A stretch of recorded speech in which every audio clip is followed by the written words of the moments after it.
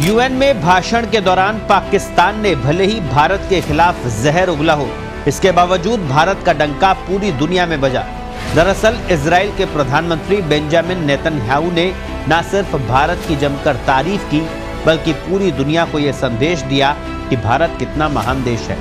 Gaza युद्ध के दौरान संयुक्त राष्ट्र में अपने पहले संबोधन में इजरायली प्रधानमंत्री बेंजामिन नेतन्याहू ने मध्य पूर्व में संघर्ष के लिए ईरान को मुख्य किरदार के रूप में चित्रित करने का प्रयास किया।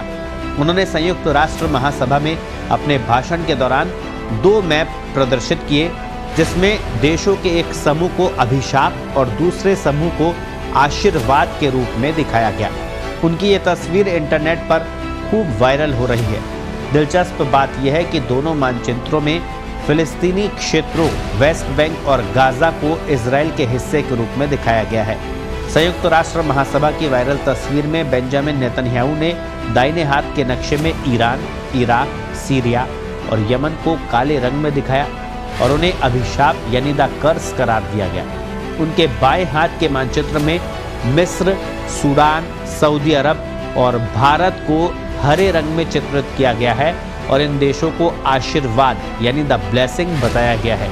बेंजामिन नेतन्याहू की ओर से दिखाए गए मैप में सीरिया के गोलान हाइट्स क्षेत्र को भी इजराइल का हिस्सा दिखाया गया। संयुक्त राष्ट्र महासभा में प्रॉप्स का उपयोग करने का इतिहास रखने वाले नेतन्याहू ने इस कदम को पड़ोसी अरब देशों के साथ अपने बढ़ते संबंधों पर जोर देने के इजराइल के प्रयास के रूप में देखा जा रहा है।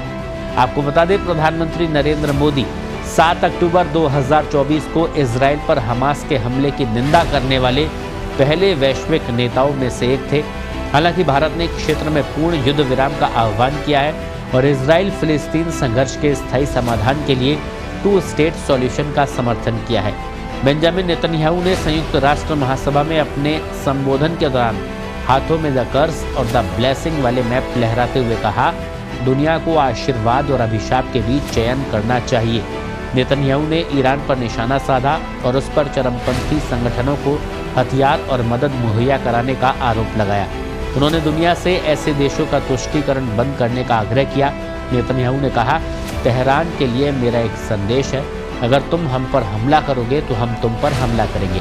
ईरान में ऐसी कोई जगह नहीं है जहां इजराइल ना पहुंच सके और ये पूरे मध्य पूर्व के लिए सच है। इजराइल की ओर से लेबनान में हिजबुल्लाह के घरों पर भारी बमबारी के साथ मध्य पूर्व संकट गहरा गया है। नेतन्याहू ने फिलिस्तीन को भी चेतावनी दी। उन्होंने कहा कि इजराइल दुनिया में शांति चाहता है। इजरायली प्रधानमंत्री ने कहा कि फिलिस्तीनियों को यहूदियों के प्रति घृणा फैलाना बंद करना चाहिए और इजराइल के साथ समझौता करना चाहिए। इस साल जुलाई में ईरान की राजधानी तेहरान में हमास के पॉलिटिकल विंग के प्रमुख इस्माइल हनीये के हत्या के बाद से इजराइल और उसके कट्टर प्रतिद्वंदी ईरान के बीच खुले संघर्ष का खतरा बढ़ गया है। सीरिया में ईरानी दूतावास परिसर पर हमले के बाद इस साल अप्रैल में ईरान ने पहली बार सीधे इजराइल पर हमला किया था।